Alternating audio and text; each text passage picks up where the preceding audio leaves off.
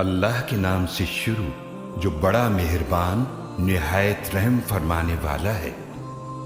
تمام تعریفیں اللہ کے لیے ہیں جس نے اپنے بندے حضرت محمد رسول اللہ خاتم النبیین صلی اللہ علیہ وآلہ وصحبہ وسلم پر کتاب نازل فرمائی اور اس میں کوئی ٹیڑھ نہیں رکھی۔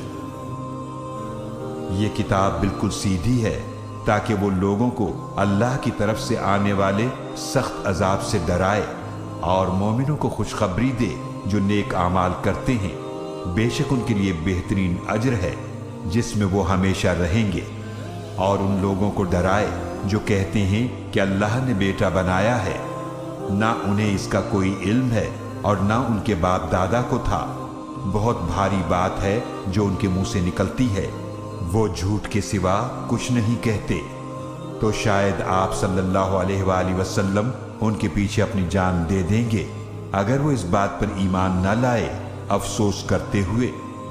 بے شک جو کچھ زمین پر ہے ہم نے اسے زمین کی زینت بنایا ہے تاکہ ہم لوگوں کو آزمائیں کہ ان میں سے عمل کے اعتبار سے کون اچھا ہے، اور جو کچھ اس زمین پر ہے یقیناً ہم اسے مٹا کر صاف چٹیل میدان بنانے والے ہیں۔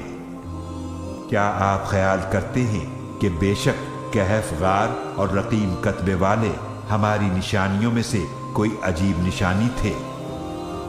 یاد کیجئے جب ان نوجوانوں نے غار میں پناہ لی تو انہوں نے کہا، اے ہمارے رب، ہمیں اپنے پاس سے رحمت عطا فرما اور ہمارے لیے ہمارے معاملے میں رہنمائی مہیا فرما۔